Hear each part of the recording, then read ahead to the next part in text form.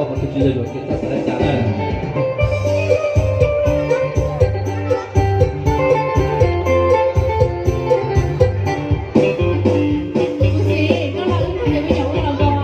biển lão giọt mỏng bạc chi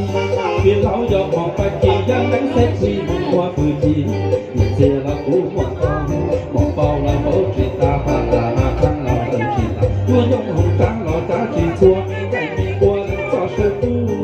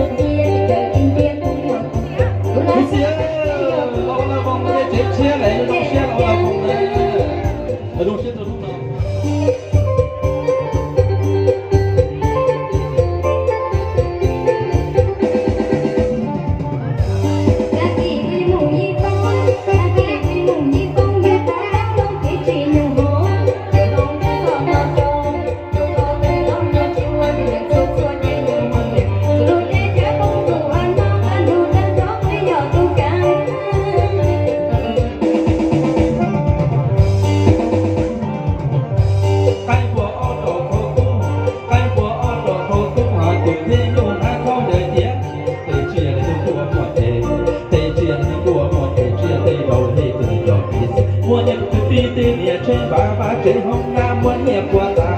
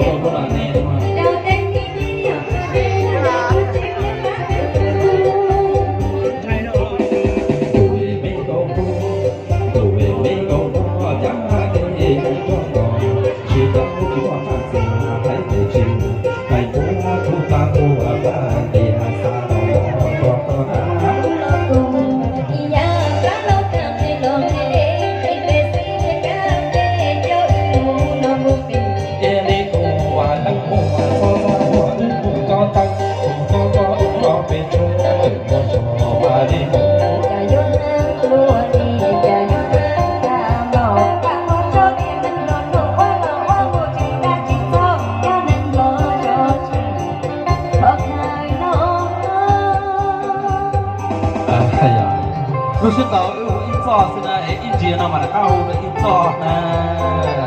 รู้สึกต่อจ้ะตัวต่อปัจจุบันเทกุศิจะจะว่าเชื่อตัวกูกูที่มีสีเราอินซอนเข้าที่ว่าช่องต่อจะไม่ได้เชื่อไปที่สีเทียน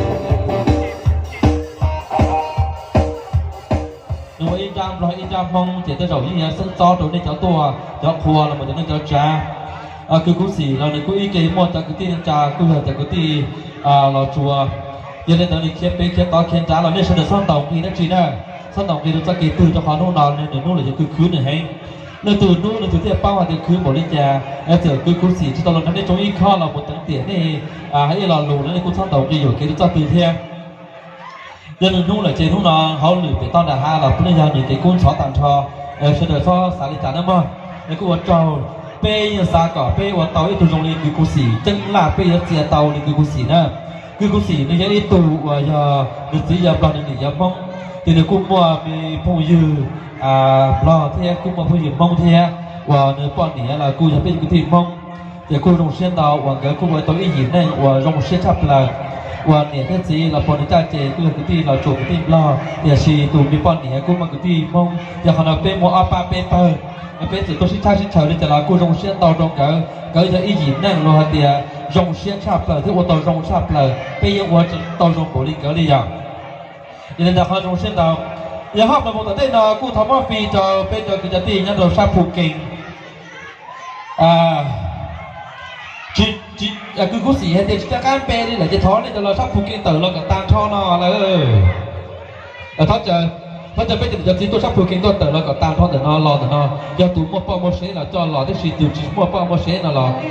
chế bao chế xến chế câu chế mỏ lo tự nó cái gì thế ถ้าเจอตอนนี้จะซีจะโดนซาว่าผูกเก่งเราจะพูดได้ยืนโดนซาผูกเก่งรอแล้ว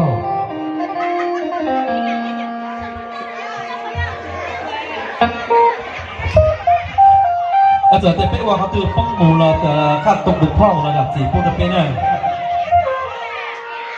ถ้าเจอจะเป็นที่ในใจโดนซาผูกเก่งแต่เราแต่หน้า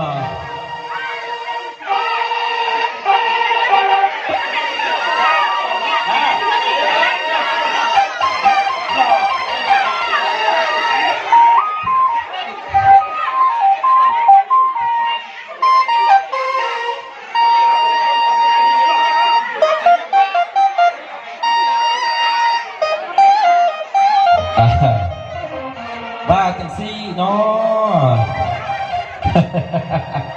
ะเขาเชิญไอ้น้องมาเตะผูกเก่งมาซ้ำเนาะข้าพเจ้าก็เป็นไอ้น้องเราลุ่มเขาขอโทษขออภัยเด้อข้าพเจ้าก็คิดว่าเป็นไอ้น้องเราสูงเขาก็เลยว่าภาษาเราสูงเท่านั้นก็ขอโทษขออภัยเนาะเขาเชิญทั้งพี่ทั้งน้องทั้งเอ๋ยป้าเอาอาที่มาจากผูกเก่งมาซ้ำนะซึ่งครอบครัวต่อไปขอมอบให้ทางไอ้น้องมาเตะผูกเก่ง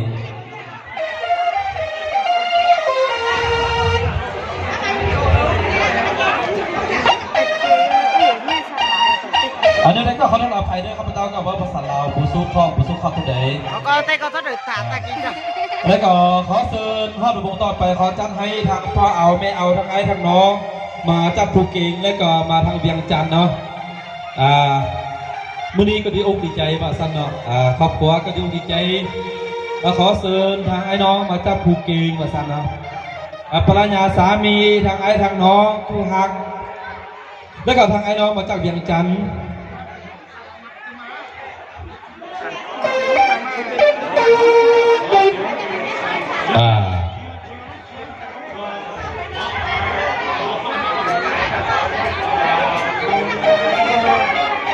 รวมทางเวียงจันทร์รวมทางล่องซานว่าสันเนาะ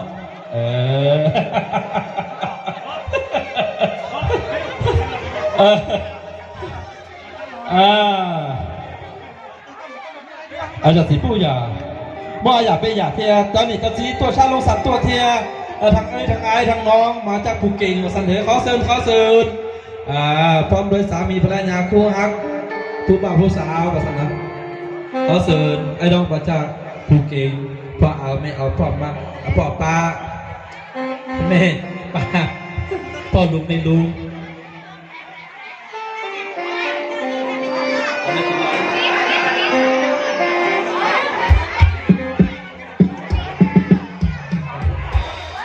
มาเด้อทางพี่ลุงทางภูเก็ตแล้วก็พ่อแม่เอาทางเบียงเด้อ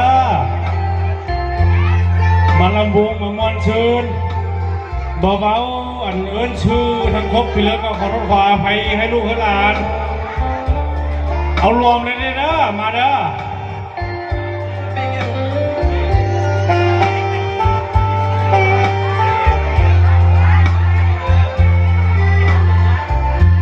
ทำผู้เก่งเด้อพี่น้องป้าเอามาเอาได้บ่มานี่หลานก็ที่ผมมวนอีกนะมาแล้วก็ทางแม่เอาพ่อเอาทางเวียงเด้อ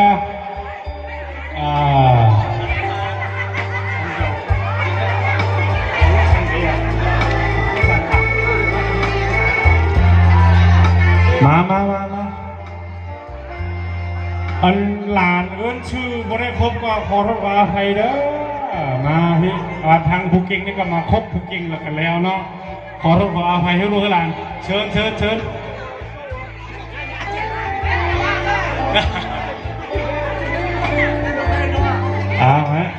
ญฟอนระวงฟอนมวน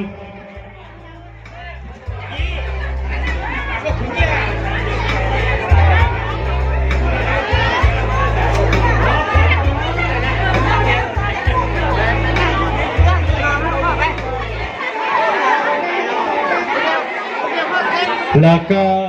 ทางป้าไม่เอาทางเวียงทางวัดไตเนาะ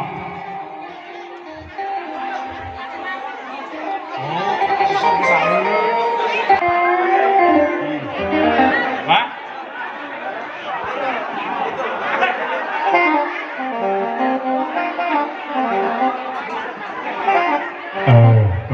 หน้าครบตาแล้วเป็นไงแล้วก็หลานเอ็ดบุทึกเอิ้นบุทึกก็ขออภัยทางพี่ทางน้องนั่นเลยก็มวลซึมนะ